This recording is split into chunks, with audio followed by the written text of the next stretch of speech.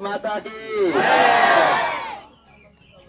આજે આપણા રાજપરા ગામના સૌ ગામજનો, આગેવાન શ્રીઓ, ગામના વડીલો, ગામના યુવાનો, આપણા માતાઓ બહેનો બધાનો હું બે હાથ જોડીને ખૂબ ખૂબ આભાર વ્યક્ત કરું છું. બધાને મારા નમસ્કાર. તમે બધાએ ભેગા મળીને મને ખૂબ આશીર્વાદ આપ્યા, ખૂબ પ્રેમ આપ્યો. અને જેમ તમે એક નાના એવા રાજપરા ગામના નાના એવા ખેડૂત પરિવારના વ્યક્તિ છો, એમ હું હાવ નાનો એવો માણસ છું, પણ તમારા પ્રેમે મને કેવડો મોટો બનાવી દીધો. અને એટલે હું તમારા બધાનો આભારી છું. આમ તો હું જયારે ગામડે ગામડે ચૂંટણી પ્રચારમાં જતો હતો ત્યારે બે બહુ મોટી પીડા હતી ગામો ગામની લોકોની. અને આ મલક એટલો બળુકો છે કે ગમે એ નેતાને મોઢોમોઢ પૂછી લેશે, એ સારી વાત છે. હું અહીંયા સોરે પહેલી ઉપાધિ હતી. અને બીજી ઉપાધિ એવી હતી કે પછી પાછો આવશે તો ખરો ને. કેમ કે આ રાજકારણના ઇતિહાસમાં જે ચૂંટણી જીતી જાય ને પછી વળી જતા વયા જાય કે હવે ગોતવાનો, પછી આવતી ચૂંટણી હાથ વગો આવે. એટલે મારે ઈ વાતનો ખુલાસો આપવો ભારે પડતો હતો કે ભાઈ હું એવો નથી, હું આવું એવો છું. પણ કોઈ માને કેમ? કેમ કે અગાઉ જેટલા જોયા હોય એવા જ જોયા હોય. એટલે એમ કે ભાઈ આવું જ બધા કે છે તું એવો હતો. હવે આ વોટ તમે મને ટાણું ઈ વાતનું આપ્યું, હું આખા મલકમાં જઈને કહી શકું હું તો આવું એવો છું. આ તમે જીતાડ્યો તો હવે હું કહી શકું કે જો આ આવે છે ને આવ્યો. હું માણંદિયા જઈને આવ્યો, વિચાર કરો. નાનું ગામ છે, નકર ઈ ગામમાં તો કોઈ ચૂંટણી ન જાય. નાનું ગામ હોય સંખ્યાની દ્રષ્ટિએ, મોટી મોટી પાર્ટીઓ, મોટા મોટા નેતા હોય, એને 200 મતનો તો હિસાબમાં ન હોય. પણ મને ઈ લાગણી છે કે મારી જેવા નાના એવા જુવાનિયાને તમે આટલો બધો પ્રેમ આપ્યો છે, તો મારે હવે કેટલું બધું દોડવાનું છે એ મને ખબર છે. અને એટલે હું આ જો વરસાદનું ટાણું છે. નગર અત્યારે તો નેતાના કપડા બગડે, પગ બગડે, એ નો બહાર નીકળે, એના લુગડા ગંદા થાય, એ નો નીકળે આવા પાણીમાં. ખોટી વાત હોય ના પાડો. આપડે ભાઈ તમારી જેવા માણસ, આ તો ઠીક છે ગામમાં સોરે રાખ્યું, તમે કોકના ખેતરે રાખો, તમે ન્યા ભેગા થઈ ગયા. પણ હું તમારા બધાનો આભાર માનવાની સાથે સાથે 2-3 બાબતની માહિતી પણ આપતો જાઉં કે હવે અહીંયા વિસાવદરમાં ધારાસભ્યની ઓફિસ ખોલવાની છે. થોડોક મોટો માગ મળે એ ગોતી રહ્યા છીએ. કેમ કે હાંકડી જગ્યામાં ઓફિસ કરવી નથી, કેમ કે 20 વર્ષ સુધીની ખોલવાની છે. એટલે પછી અત્યારથી પહેલા થાય પાછી ખોલવી. એટલે એ થોડોક મોટા માગ વાળી ઓફિસ ખુલે. 3 વકલમાં કામ કરવાનું છે. પહેલા કામ છે નાના નાના કામ. નાના નાનામાં કૂપનનું કામ હોય, કઈક દાખલો કઢાવવો છે, કઈક પ્રમાણપત્ર લેવું છે, કઈક સરકારી યોજનાના ફોર્મ ભરવા છે, ભરાઈ ગયેલા ફોર્મ નું શું છું એ કઈક પૂછવું છે. એવું ઝીણું ઝીણું વ્યક્તિગત લેવલનું કામ હોય. કેમ કે એ વ્યક્તિગત કામ છે, આખાનું બધાનું ન હોય, કોકનું કાંઈક કોકનું કાંઈક. એ નાના નાના બધા કામમાં તમને કાયમ માટે મદદ મળી રહે. ફોર્મ ભરી દે, અરજી કરી દે, ઓનલાઈન કરવો તો ઓનલાઈન કરી દે, ઝેરોક્સ કાઢવી હોય ઝેરોક્સ કાઢ દે. કઈક જે કરવું એ ઝીણા ઝીણા નાના નાના બધાના કામ ધારાસભ્યની ઓફિસેથી થાય એવી વેતરણ હું કરી રહ્યો છું. 15 દિવસમાં ઓછામાં ઓછા 7-8 દીક, 10 દીક, 15 દીક, મોડામાં મોડું મહિનો. પણ ત્યાં સુધીમાં ઓફિસ ચાલુ થઈ જાય પછી બધા આટો ફેરો કાયમ મારતા રહેજો ઓફિસ, એટલે જાગતું પડલ રહે. બીજી વકલ છે મોટા મોટા કામ છે, જેમાં એક ગામથી બીજા ગામનો રોડ હોય, કઈક બેઠું નાળું હોય અને જરાક ઉભું કરવાનું હોય, કઈક ગામની નિહાળમાં એક રૂમ બનાવવાનો બાકી હોય, કઈક મહણિયા ફરતે વંડી કરવાની બાકી હોય, કઈક પ્રોટેક્શન દિવાલ હોય. આવા મોટા થોડાક માપના મોટા, નામ નાના ની નામ મોટા ની એવા કામ છે. તો ઈ હવે ગામના વલ્લભ બાપા જે કઈ બીજા આગેવાનો છે એની હારે ભેગા મળીને રાગે રાગે, કેમ કે ઉભા ઉભા નથી થવાનું, હું ખોટી વાત કરું એનો અર્થ નથી, પણ હારે મળીને તાલુકા પંચાયતમાં જાશું, પ્રાંતમાં જાશું, સંકલનની મીટિંગમાં જાશું, કલેક્ટરને મળશું, જે કઈ વ્યવસ્થા હોય એમાં જોડાઈને મહિને, 1.5 મહિને, 2 મહિને, 6 મહિને તે કામ ચાલુ થાય અથવા પૂરું થાય અથવા હાથ વગવું આવે એવી કોશિશ હું કરવાનો છું. તો પહેલું કામ છે વ્યક્તિ દીઠ કામ હશે એની મદદ મળશે. લાગઠ વાળું કામ ગામ આખાનું હૈયારું હશે એમાં હારે મળીને આપણે ચાલુ કરી દેવું. અને મોટા મુદ્દાનું કામ, ઇકોઝોનનું કામ, જમીન માપણીનો મુદ્દો, માલધારીઓના મુદ્દાઓ છે, જંગલમાં ચરાવા જવાનો હકનો મુદ્દો છે, વાડાનો મુદ્દો છે, એવા મુદ્દા વિધાનસભામાં મૂકવા પડશે. તો એ મોટું કામ વિધાનસભામાં, નાનું કામ આ તાલુકા અને જિલ્લામાં, અને છૂટક કામ છે એ ધારાસભ્યનું ઓફિસે આવી વેતરણ હું કરીને આવ્યો છું. આ બધું બરાબર છે મારી વાત?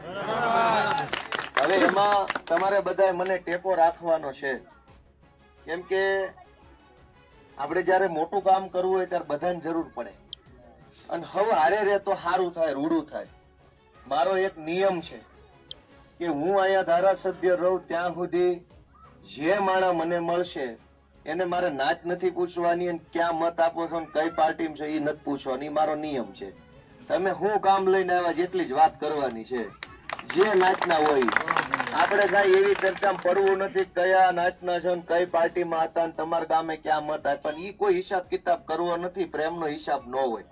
જેને જ્યાં દીધા ત્યાં હું કોઈ, કેમ કે હું એવો નુગરો માણા નથી કે ગામમાં જઈને મેળું મારું તમે ક્યાં આમ કર્યું, તમે ક્યાં એવું. જેને જે કર્યું ભગવાન હવને રાજી રાખે, પણ તોય હું જીતી ગયો તો હવે બધાનું કામ કરવાનું છે. એ મારો વિચાર છે. એટલે મારે કોઈને તમે જિંદગીમાં મને એવું સાંભળતા જોવો બીજી વાર ન આવવા દેતા. આપણે કોઈને એવું કેવું નથી, પણ બધાનો પ્રેમ આ વખતે નથી મળ્યો એનો આવતી વખતે કેમ મળે એ વેતરણ કરવાની છે. આ વખતે કોઈ પણ માણસ ચૂકી ગયો મને આશીર્વાદ આપવાનું, તો બીજી વાર એ માણસ સૌથી પહેલો લાઈનમાં કેમ ઉભો રહે એ વેતરણ હું છું અત્યારે. અને એટલે એમાં તમારા બધાના આશીર્વાદની જરૂર પડશે. તમે બધા બહુ માયાળુ માણસો છો, બહુ મહેનતુ ને બહુ સારા માણસો છે આ મલકમાં. એમાં જેમ ગીરની ઓરા હોય એમ તો બહુ સારા માણસ છે ભાઈ. અને હું તો તમારો હું ઋણ ઉકારી શકું ભાઈ. તમે મારી જેવો નાના માણસ, મને તો આ 3 દીથી એમ લાગે છે શું થઈ ગયું છે. હવે આપણે ગામમાં રોજ ગામના સોરે આટા મારતા હોય, કાલથી કોઈ ધારાસભ્ય કેવા મને કેવું લાગે. હવે એમ પડે કે આપણે બનીએ કેવી, કેમ કે આપણે બધા નાના માણા. ભાજપમાં કોંગ્રેસમાં તો કેવડા મોટા નેતા છે, કરોડપતિ માણસો, હારા લુગડા પહેર્યા હોય, મોટી હારી ગાડીઓ, ટોળું બંધ માણસો પડખે ફરતા હોય, પોલીસ વાળા. એને બધું એમ લાગે કે મોટો માણસ. હવે 2 દીથી બધા સાહેબ કરે. મેં કીધું આમ કેમ થાય છે? આપણને એવું ફાવે નહીં. પણ તમે બધાએ બહુ આશીર્વાદ આપ્યા છે. હું ઋણી રહીશ આ મલકનો, બધા માયાળુ માણસોનો, બધી નાચનો, બધા સમાજનો, કે તમે અમારી જેવા માણા ઉપર ભરોસો કર્યો. અને અમે એમાં ખરા ઉતરશું. કેમ કે તમે વિચારો કે આખા ગુજરાતમાં લોકો આમ થાકી ગયા, નેતાથી થાકી ગયા. આ પહેલી વાર એવું થયું. ઓલા આગળના ગામમાં ગયો, એક બેન તો મને ભાળીને રોવા માંડ્યા, અને રોતા રોતા એને દુખણા લીધા મારા. અને એને મેં કીધું કેમ મારી રોવો છો, હું ઉપાધિમાં? કાંઈ કે ઉપાધિ નથી, આખી જિંદગી વહી ગઈ. આ પહેલી વાર ધારાસભ્ય અમારા ગામમાં જોયો. કે મારી જિંદગી વહી ગઈ, મત આપીને પ્રચાર કરીને કોઈ દી જિંદગીમાં ધારાસભ્ય કેવો હોય ની જોવા નથી મળ્યો. ને અમારા નાના ગામમાં તો હારો તલાટી નથી આવતો. તને ભાઈ ક્યાં પડખેથી જોયો, તને અડીએ ક્યાં, તારા દુખણા લઈએ ક્યાં, ને એ વાતનું કે અમને હરખનું રોણું આવ્યું છે. તો મારા માટે કેવડી એની હકીકતની વાત છે. ઓલા ભાઈ ફોટા લીધા છે માડીના. આપણે વાલ તો આપી શકીએ, માણાને સન્માન આપી શકીએ. ગામડાનો નાનો માણા હોય મોટા આગેવાનને જોવે તો હરખાઈ જાય, કોટામ રે. અત્યાર સુધીના નેતા ઈ નથી કરી શક્યા. ગામમાં આવે ગરીબ માણાના ઘરે બેહે, ચા પાણી પીવે તો માણા મોજ મારે, હાલો ભાઈ અમારા ઘરે કોઈક નેતા આવ્યો, અમારું માન સન્માન વધ્યું. તો હું રાજપરા ગામના સૌ આગેવાનોનો, યુવાનોનો, વડીલોનો બધાનો હૃદયપૂર્વક આભાર માનું છું. આ કઈ પહેલી વાર આવીને પૂરું નથી કરવાનું. હું પાછો ફરીથી 2-4 વારે આવવાનો છું. એટલે એમ નથી કે આવી ગયા એટલે હવે પછી આવતી ચૂંટણી. મારી પાસે મોટી જવાબદારી છે. મારી પાર્ટીમાં મારી પાસે રાષ્ટ્રીય હોદ્દો છે, એટલે મારે દિલ્હીના અને અમદાવાદના ધોળા બહુ રહે છે. એ સિવાય તે હવે હું જીત્યો છું એટલે બધા જિલ્લામાંથી બહુ ફોન આવે છે કે એકાદ વાર તમે અહીંયા આવી જાવ, તમારું સન્માન કરવું. બધી નાચમાંથી ફોન આવે છે. એટલે મારી દોડધામ બહુ રહેવાની છે. પણ અહીંયા આપણા આગેવાનો ગામ દીઠ 2-5 આગેવાનો છે, એને જવાબદારી હોપવાની છે. થોડોક આજે 15 દી પાટે ચડે એ પછી બધી ગામ દીઠ જવાબદારી હોપીને હરેશભાઈના માર્ગદર્શનમાં આપણે કામ કરવાના છીએ. હરેશભાઈ અમારે આમ આદમી પાર્ટીના જિલ્લાના પ્રમુખ છે, નાના કોટડાના વતની છે અને આખી ચૂંટણીમાં એને બહુ સંચાલન સારું કર્યું છે. તો મારી તમને એક જ વિનંતી છે કે તમે તમારી જવાબદારી બહુ સારી રીતે નિભાવી દીધી છે. તમે લાઈનમાં ઉભા રહ્યા, તમે બટન દબાવ્યું અને મારી જેવા જુવાની અને આગેવાની હોપી છે, તમારું કામ પૂરું થઈ ગયું છે. હવે દોડવાનું કામ મારું છે, હું દોડતો રહીશ. જ્યાં તમે કહેશો કે નહીં કે તમને નહીં ખબર હોય ને એવું સારું કામ હું દોડીને કરતો રહીશ. પણ એક વિનંતી એવી છે કે ક્યારેક કોઈક કામ એવું આવે કે 500 જણા લઈને ન જાવ ત્યાં સુધી સાંભળે નહીં. કોઈક કામ એવું આવી જાય કે મારે ગામની જરૂર પડે, હાલો બધા હારે, તો તેથી હું તમને વિનંતી કરું તો જેની અનુકૂળતા હોય ને એટલા આવજો ખરા, એવી મારી અત્યારે વિનંતી છે. તમને કોઈ નથી દોડાવવાના, એ તમે કામ કરી લીધું એ તો મારે દોડો. પણ ક્યારેક એવું ટાણું આવે કે કોઈક બહુ મોટું એવું કઈક આવી જાય, ઘટના આવી જાય, કોઈ કઈ એવો મોટો સાહેબ આવી જાય, કઈક એવું પરિસ્થિતિ હોય અને 50 જણા લઈને જવું પડે, તેથી હું હાથ જોડીશ કે ભાઈ બાપા આવો બધા જેની જેની અનુકૂળતા હોય. તો તેથી આપણે ગામની હાજરીમાં જાશું ને જે કાંઈ હશે એ. પણ મારી તમને એક ખાતરી છે કે કોઈ પણ કામની પાછળ બે પરિબળ હોય. દુનિયાનું ગમે એવડું મોટામાં મોટું કામ કેમ ન હોય, સરકાર બનાવવાનું કામ હોય કે સરકાર ઉઠલાવવાનું કામ હોય કે રોડ બનાવવાનું કામ હોય, એની પાછળ બે મહત્વના પરિબળ હોય. પહેલું પરિબળ માણસનો ઈરાદો, નિયત. જો નિયત સારી હોય, ઈરાદો સારો હોય તો દુનિયામાં કોઈ પણ કામ અશક્ય ન ગણાય. પણ ખાલી સારો ઈરાદો હોય તો થોડું કામ થાય, એનો પ્રયત્ન કોણ કરે? હું તમને બે વાતની બાંહેધરી કરું છું કે જે કાંઈ 2-2.5 વર્ષનો સમય વધ્યો છે એમાં જે કાંઈ કામ હું કરવાનો છું એમાં મારો ઈરાદો ક્યારેય ખરાબ નહીં હોય, એ વાતની 1000% ગેરંટી છે. મારે ખરાબ નિયતથી કોઈ કામ નથી કરવાનું. કોઈ કામમાં ખરાબ નિયત, ખરાબ ઈરાદો, ખરાબ દાનતથી હું કામ નથી કરવાનું. અને પ્રયત્ન ઓછો નહીં હોય, સારી નિયતથી કરીએ, સારો પ્રયત્ન કરીએ, પછી માં બેઠી છે એ સારું કામ આપણે હાથે કરાવીએ એવી શ્રદ્ધા રાખીએ. આપણે પાછળ ઉભેલા બહેનો, અહીંયા ઉભેલા બહેનો, અહીંયા ઉભેલા બહેનો, બધાનો હું ખૂબ ખૂબ આભાર વ્યક્ત કરું છું. ગામના બધા વડીલોનો આભાર વ્યક્ત કરું છું.